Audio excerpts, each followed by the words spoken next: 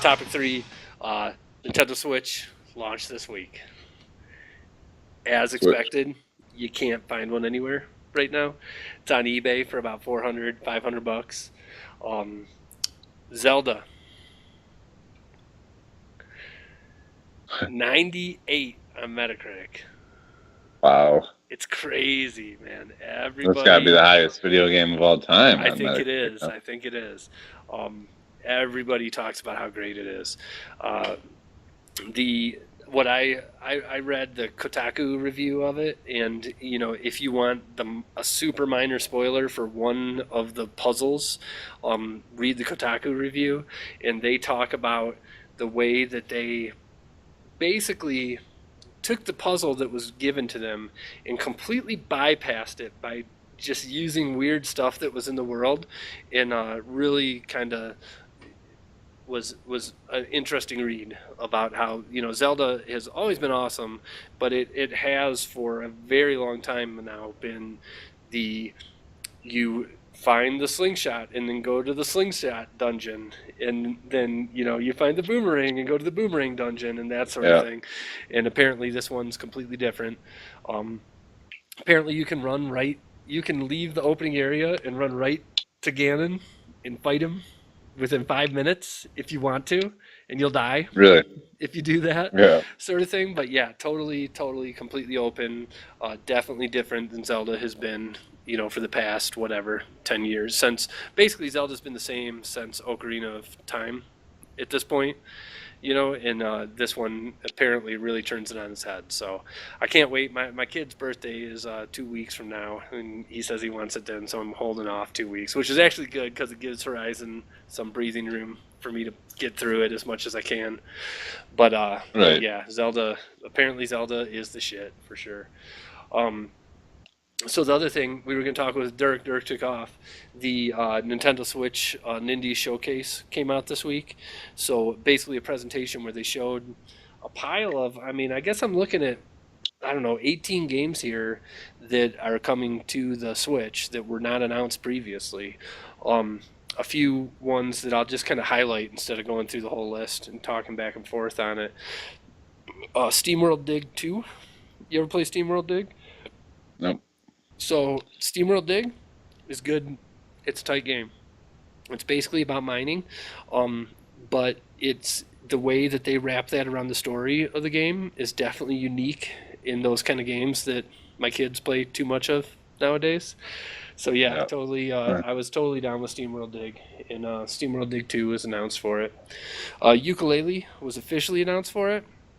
I don't really care about Ukulele, but there are some hardcore fans of Banjo-Kazooie apparently who have been clamoring for it.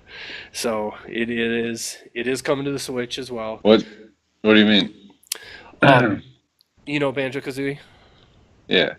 So Ukulele is a lot of people who were on the team of Banjo-Kazooie who started their own company, made a Kickstarter, and came out with this game that it's the spiritual successor.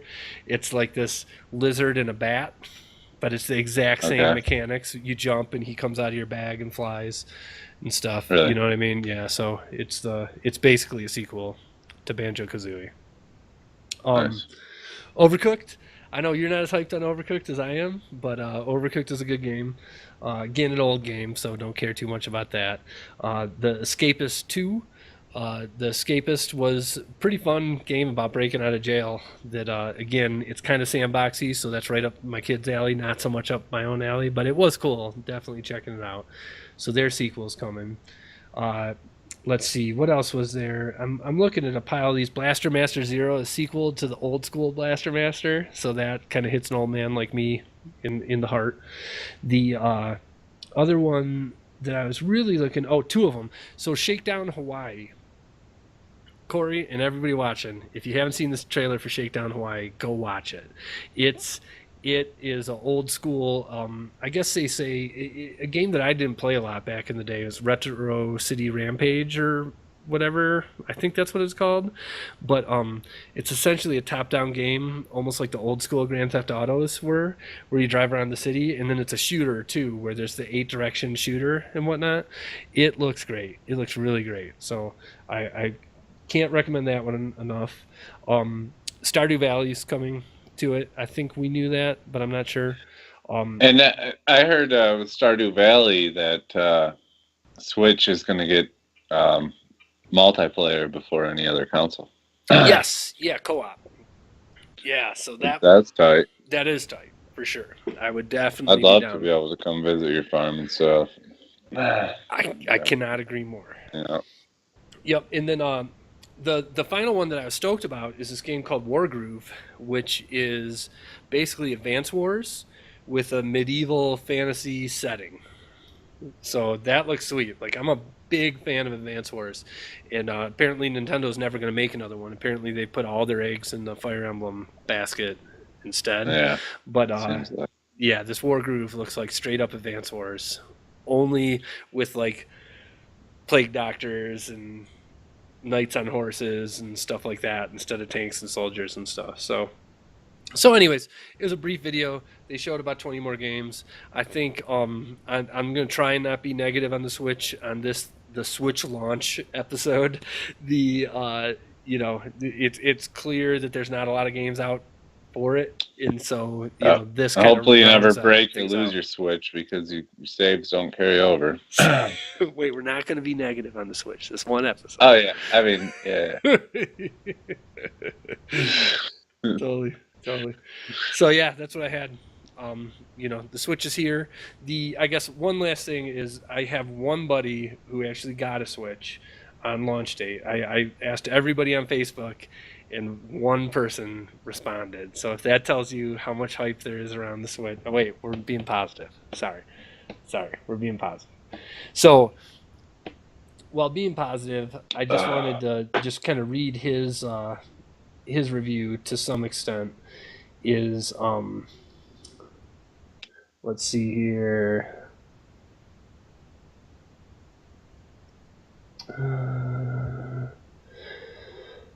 Okay, so he said, "This is my buddy Zach. What up, Zach? To be honest, Beyond Bomberman 2 played for about 30 minutes. I haven't really had a chance to play it.